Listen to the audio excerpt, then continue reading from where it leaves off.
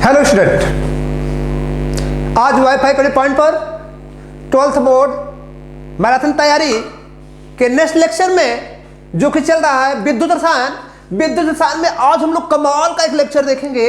और ये कमाल का लेक्चर आपके एग्जाम के लिए बहुत ही इंपॉर्टेंट है और इसको हम सीखेंगे और ये जानेंगे कि आखिर क्या इलेक्ट्रॉन विभव क्या होता है और मानक इलेक्ट्रॉन विभव क्या होता है। आज हम इसी पर डिस्कशन करेंगे और आपके एग्जाम में पूछा जाता है कि इलेक्ट्रॉन विभव से आप क्या समझते हैं या मानक इलेक्ट्रॉन विभव से आप क्या समझते हैं, ऐसा क्वेश्चन आपको मिलेगा।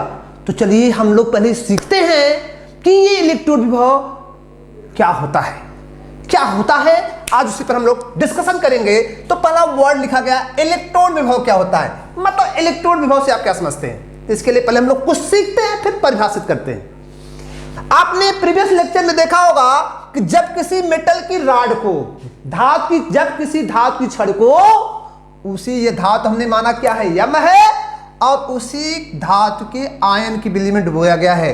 आयन मतलब लवण की बिजली में डुबोया गया है। तो जब डुबोया जाता है तो विलयन के सापेक्ष दो बातें होती हैं। या तो धातु के आयन इलेक्ट्रोड से कहां आने लगे, विलयन में कहां आने लगे, विलयन में आने लगे।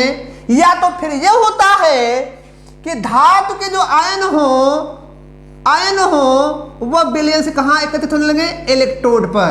तो आपने देखा होगा, आपने प्रीवियस लेक्चर में देखा होगा कि धातु की वह प्रवृत्ति, जब धातु से क्या होते हैं आयन विलयन में जाते हैं तो ऐसी दशा में उस धातु पर क्या होता है, ऑक्सीकरण होता है। मतलब यह है यम किस में जाने वाला है, यह यम चला जाएगा आपका, इस यम को हम लिख सकते हैं, यम किस में जाएगा, यम में यन प्लस में जाएगा। कितने इलेक्ट्रॉन लॉस करेगा, यन इलेक्ट्रॉन लॉस करेगा। और इसको हम क्या कहते हैं, ऑक्सीकरण कहते हैं। जब ये ऑक्सीकरण होता है, ध्यान दें, जब ये ऑक्सीकरण होता है इसे हम क्या नाम दिए, ऑक्सीकरण हुआ। इसे क्या नाम दिए, ऑक्सीकरण हुआ। लेकिन यहां पर ऑक्सीकरण जब हुआ तो हम ये देख पा रहे हैं कि यह जब मेटल आयन इस धातु की विलयन में आया तो धातु के विलयन में इसके सापेक्ष में धातु के आयन इलेक्ट्रोड पर क्या बनने लगा, आयन मतलब धन आवेश विलयन में जा रहा है।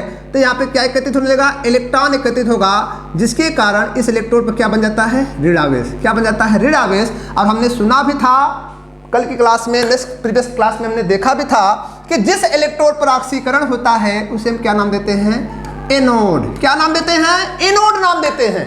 ये आपका एनोड हो गया। अब हम लोग देख रहे हैं कि एनोड पर क्या होता है, ऑक्सीकरण होता है। हम लोग इस इलेक्ट्रोड को देखें तो इसमें प्रवृत्ति होती है कि क्या होता है, ये भी छड़ है, धातु की छड़ है जो यम है, जो किस में डुबोई गई है, Mn प्लस के विलयन में डुबोई गई है। मतलब उसी धातु के लवण के विलयन में डुबोई गई है। तो बताओ क्या हो रहा है, यहाँ पे धातु की आयन कहाँ इसकी प्रवृत्ति होती है, कहाँ होना, इलेक्ट्रोड पर जाकर एकत्रित हो रहे हैं। एकत्रित होने का मतलब क्या होता है, ये है Mn प्लस जो है ये अपने आप को किस में कन्वर्ट कर रहा है, n इलेक्ट्रॉन लेकर किस में जा रहा है, यम में जा रहा है, जिसको हम लोग क्या कहते हैं, अपचयन कहते हैं। क्या कहते हैं, अपचयन कहते हैं। इसका मतलब ये हमारा किसका काम कर रहा है, ये हमारा, जिसके कारण जब Mn प्लस यहाँ पर एकत्रित होंगे तो बताओ यहाँ पे क्या Mn की संख्या बढ़ेगी और इलेक्ट्रॉन संख्या घटेगी। तो इसका मतलब यहाँ पे क्या बनना चालू हो जाएगा, प्लस प्लस प्लस प्लस, पूरा ये इलेक्ट्रोड कैसा हो जाएगा, धनात्मक आवेशित हो जाएगा। और हमें पता है जिस पर अपचयन होता है उसे हम क्या कहते हैं, कैथोड। क्या कहते हैं, कैथोड। हम इसको कैथोड नाम दे रहे हैं, जैसे हम लोग इसको क्या नाम देते हैं, कैथोड नाम देते हैं। ये हमारा कौन सा इलेक्ट्रोड है, कैथोड है। ये इतना हमने सीखा था। लेकिन अब प्रश्न ये बना, ये तो इलेक्ट्रोड हुआ, कौन एनोड है कौन कैथोड, ये बात हुई। लेकिन आज का हमारा प्रश्न क्या है, इलेक्ट्रोड विभव क्या है, इलेक्ट्रोड विभव। तो इलेक्ट्रोड विभव क्या है, इसको देख लीजिए। जब हमने धातु की छड़ को उसके आयन के विलयन में डुबोया तो हमने देखा कि विलयन के सापेक्ष वह धातु की छड़ क्या हो गई, ऋणावेशित हो गई, या वह धातु की छड़ क्या हो गई, धन आवेशित हो गई। और ऐसा हो जाने पर उस विलयन और धातु की छड़ के मध्य एक विभव उत्पन्न हो जाता है। वह विभव क्या कहलाता है, इलेक्ट्रोड विभव कहलाता है। क्या कहलाता है, इलेक्ट्रोड विभव। फिर से सुनिए, जब धातु की छड़ को उसी के आयन के विलयन में डुबोया जाता है तो धातु की छड़ धन आवेशित हो जाती है या ऋण आवेशित हो जाती है। दैट इज वह इलेक्ट्रोड एनोड हो जाता है या कैथोड हो जाता है, और उस एनोड और कैथोड विलयन के सापेक्ष क्या बनाता है, एक विभव उत्पन्न करता है। उसी विभव को हम क्या कहते हैं, इलेक्ट्रोड विभव कहते हैं। क्या कहते हैं, इलेक्ट्रोड विभव। फिर से सुनिए, जब धातु की छड़ को उसी आयन के विलयन में डुबोया जाता है तो धातु की छड़ क्या हो जाती है, धनावेशित या ऋण आवेशित हो जाती है। अब उस धातु की छड़ और विलयन के बीच क्या हो जाता है, जिसके कारण एक विभव उत्पन्न होता है, जिसे क्या कहते हैं, इलेक्ट्रोड विभव कहते हैं। क्या कहते हैं, इलेक्ट्रोड विभव कहते हैं। यदि उस धातु की छड़ पर क्या हो रहा है, ऑक्सीकरण, तो उसे हम क्या कहेंगे, ऑक्सीकरण विभव।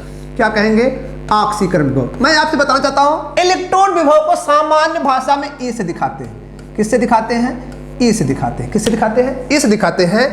अगर क्या हो रहा है, इलेक्ट्रोड पे क्या हो रहा है, ऑक्सीकरण हो रहा है, तो जो विभव बनेगा उसे क्या बोलेंगे, ऑक्सीकरण विभव, और उसे हम लिख सकते हैं ई ऑक्सीकरण पोटेंशियल। ई ऑक्सीकरण पोटेंशियल कह सकते हैं, उसे ऑक्सीकरण पोटेंशियल कहते हैं। अगर हम दर्शाना चाहें इसको ऐसे भी दर्शा सकते हैं। क्या हो जाएगा, ई जो विभव बना किसके कारण बना, जब यम क्या हुआ, ऑक्सीडाइज हुआ किसमें, एमआयन प्लस में। आप ये देख पा रहे हैं कि यम क्या था, ये ठोस अवस्था में है, और ये किसमें है, जलीय विलयन में। इसको हम क्या लिख सकते हैं, इक्वस।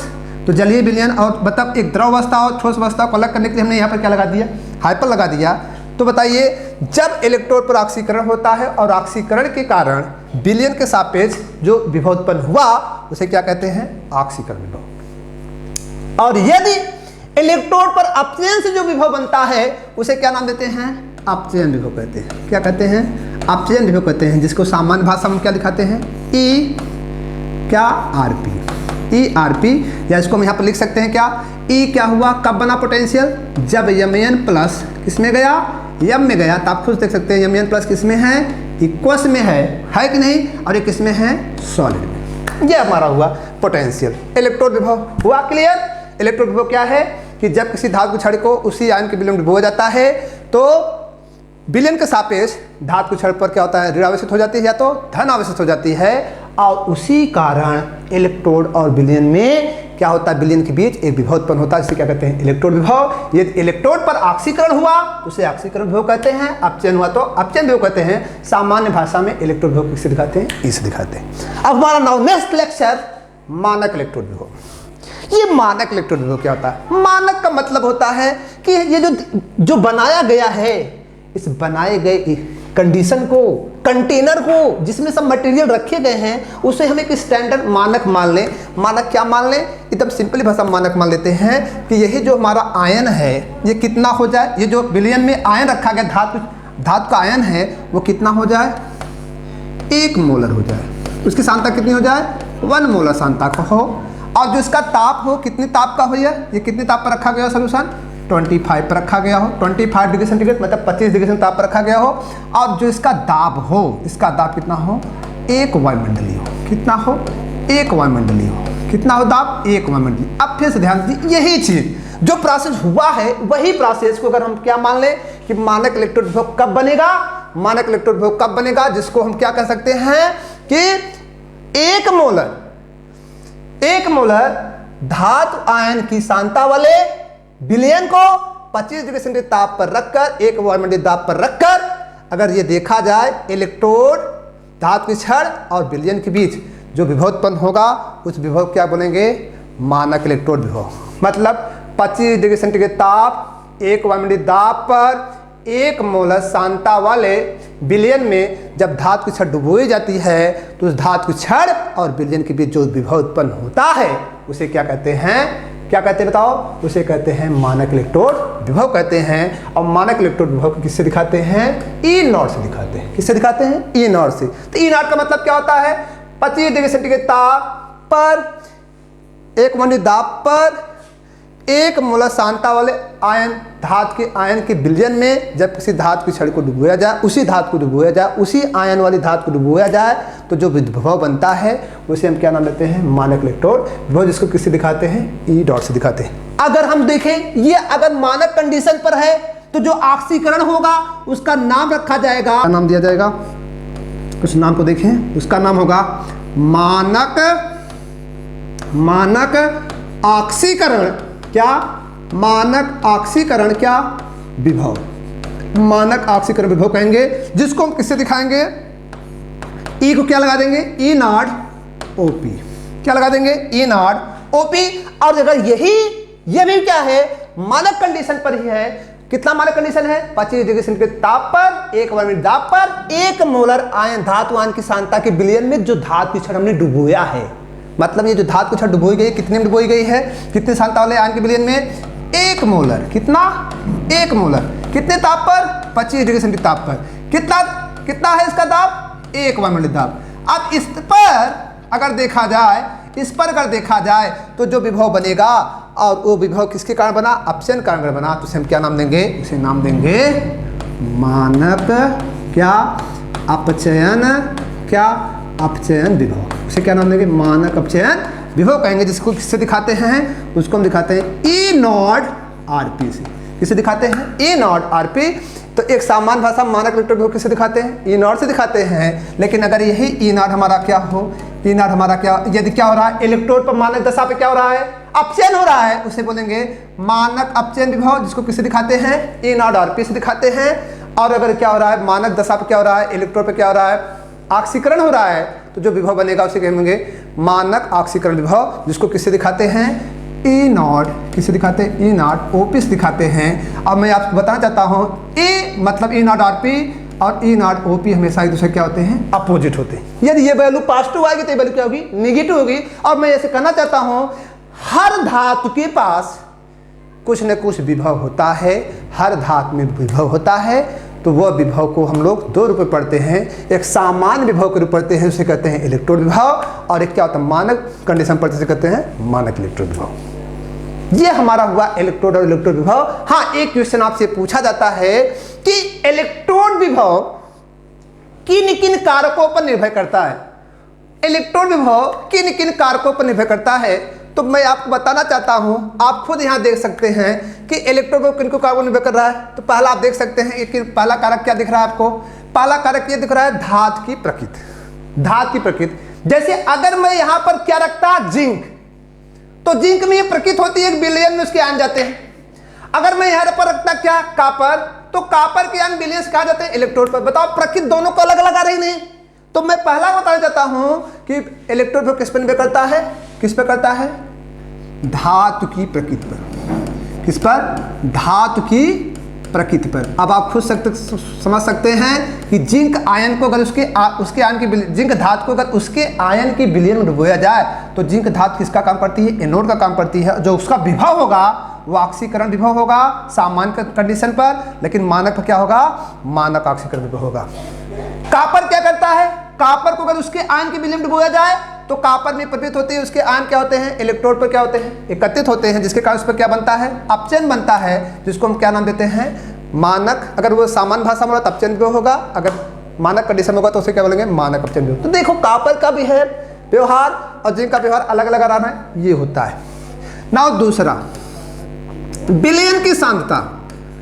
विलयन की सांद्रता हमें खुद समझ पा रहे हैं कि यदि हमें क्या करना, इलेक्ट्रोड बनाना है, तो हम ऐसा नहीं कर सकते कि हमारा जिंक का राड है, ये राड किसका बना है, जिंक का राड बना है, और मैंने इसमें क्या मिला दिया, HCl। ये तो अजीब हो जाएगा, ऐसा नहीं, ऐसा नहीं। दूसरा प्रश्न क्या होगा, जो धातु होगी उसी का लवण होना चाहिए, उसी धातु का लवण। जैसे हमने क्या इसको लिया, जैसे हम लिख सकते हैं ZnSO4, ZnCl2 वगैरह, ये तो हमारा गलत है, ये सही हो जाएगा। और दूसरा प्रश्न होता है कि जब हम उसको मानक पर रखते हैं तो 1 मोलर रखते हैं, तो बताओ क्या विलयन की सांद्रता का वर्ड यूज नहीं किया गया, मानक पर किया गया, तो सांद्रता का बहुत बड़ा रोल होता है।